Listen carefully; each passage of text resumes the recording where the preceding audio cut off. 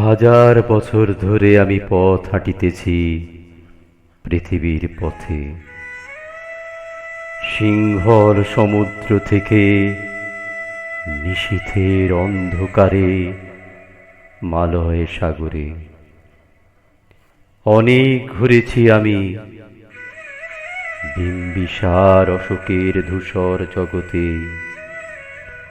সেখানে ছিলাম আমি আরো দূর অন্ধকারে বিদর্ভ নগরে।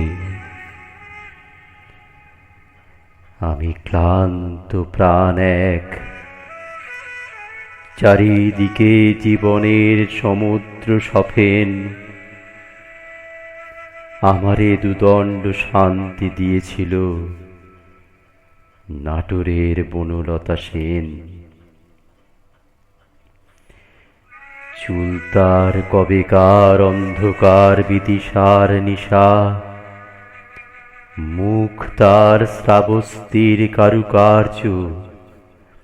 অতি দূর সমুদ্রের পর হাল ভেঙে যে নাবিক হারায়েছে দিশা। সবুজ ঘাসের দেশ যখন সে চোখে দেখে দারুচিনি দ্বীপের ভিতর,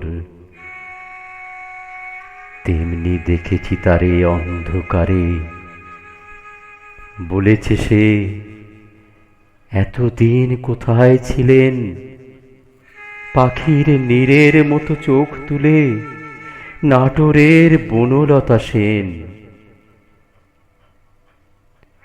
সমস্ত দিনের শেষে শিশিরের শব্দের মতন সন্ধ্যা আসে।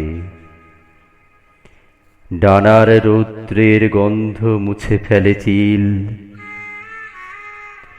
পৃথিবীর সব রং নিভে গেলে পাণ্ডুলিপি করে আয়োজন। তখন গল্পের তরে জোনাকির রঙে ঝিলিমিল। সব পাখি ঘরে আসে,